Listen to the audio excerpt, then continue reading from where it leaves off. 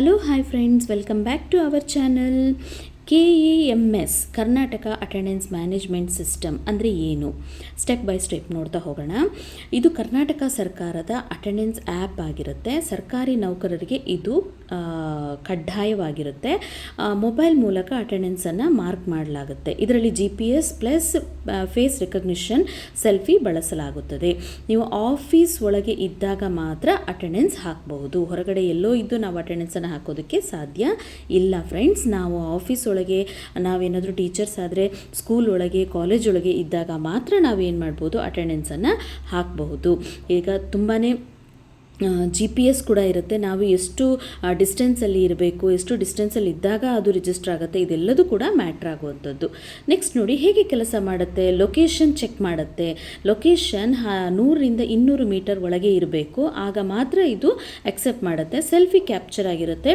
Face ರೆಕಗ್ನಿಷನನ್ನು verify ಮಾಡುತ್ತೆ. Real time attendance save ಆಗುತ್ತೆ. ನಾವು ಎಷ್ಟೊತ್ತಿಗೆ ನಾವು ಸೆಲ್ಫಿಯನ್ನು ತೆಗೆದು ರಿಜಿಸ್ಟರ್ ಮಾಡ್ತೀವಿ ಅಷ್ಟೊತ್ತಿಗೆ ನಾವು ಬಂದಿದ್ದೀವಿ ಅಂತ ಹೇಳಿ ಅಲ್ಲಿ ರಿಜಿಸ್ಟರ್ ಆಗುತ್ತೆ.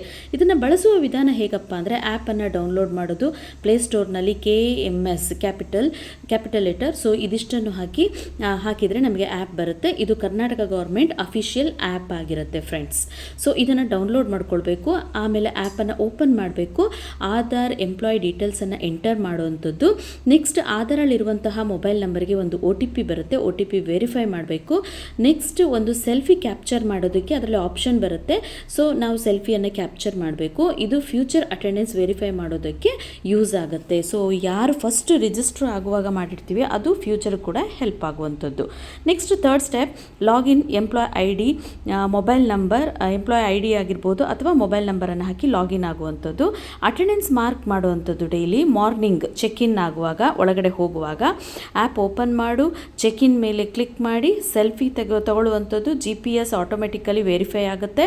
ಆಮೇಲೆ ಸಬ್ಮಿಟ್ ಮಾಡುವಂಥದ್ದು ಅಷ್ಟೇ. ಚೆಕ್ಔಟ್ ಈವ್ನಿಂಗ್ ಹೊರಡ್ತೀವಿ, ಆಗ ಮತ್ತೆ ಆ್ಯಪ್ ಓಪನ್ ಮಾಡುವಂಥದ್ದು, ಚೆಕ್ಔಟನ್ನು ಕ್ಲಿಕ್ ಮಾಡುವಂಥದ್ದು, ಸೆಲ್ಫಿ ತಗೊಳ್ಳುವಂಥದ್ದು, ಸಬ್ಮಿಟ್ ಮಾಡುವಂಥದ್ದು.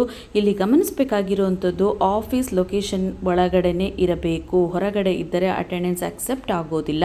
ಅದು ಚೆಕ್-ಇನ್ ಆದರೂ ಆಗಿರ್ಬೋದು ಅಥವಾ ಚೆಕ್ಔಟ್ ಆದರೂ ಆಗಿರ್ಬೋದು. 100 ಅಥವಾ 200 ಮೀಟರ್ ಒಳಗಡೆನೆ ನಾವು ಈ ಕೆಲಸವನ್ನು ಮಾಡಬೇಕು.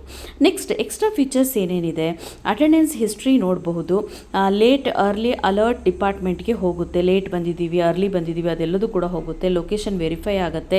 Fake attendance almost impossible.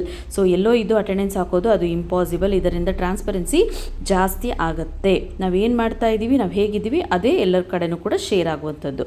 Next ಏನು ಸೂಚನೆ ಇದೆ, ಮೊಬೈಲ್ GPS ಆನೇ ಇರಬೇಕು ಲೊಕೇಶನ್ನ ಟ್ರೇಸ್ ಮಾಡಲಿಕ್ಕೆ. ನೆಕ್ಸ್ಟ್ ಇಂಟರ್ನೆಟ್ ಆನ್ ಇರಬೇಕು. ಫೇಸ್ ಕ್ಲಿಯರ್ ಆಗಿರಬೇಕು. ಆಫೀಸ್ ಲೊಕೇಶನ್ ಒಳಗಡೆ ಇರಬೇಕು. ಸಿಂಪಲ್ ಆಗಿ ಇದನ್ನೇನಾದರೂ ಹೇಳೋದಾದರೆ, ಆಫೀಸ್ಗೆ ಹೋಗಿ ಸೆಲ್ಫಿ ತೆಗೆದರೆ ಅಟೆಂಡೆನ್ಸ್ ಮಾರ್ಕ್ ಆಗುತ್ತೆ. ಲೊಕೇಶನ್ ಫೇಸ್ ವೆರಿಫೈ ಆದಮೇಲೆ ಮಾತ್ರ ಅಕ್ಸೆಪ್ಟ್ ಆಗುತ್ತೆ ಫ್ರೆಂಡ್ಸ್. ಸೊ ಇದಾಗಿತ್ತು ಒಂದು ಚಿಕ್ಕ ವಿಡಿಯೋ ಇಷ್ಟ ಆಗಿದ್ರೆ ಲೈಕ್ ಮಾಡಿ. ಬಾಯ್ ಬಾಯ್.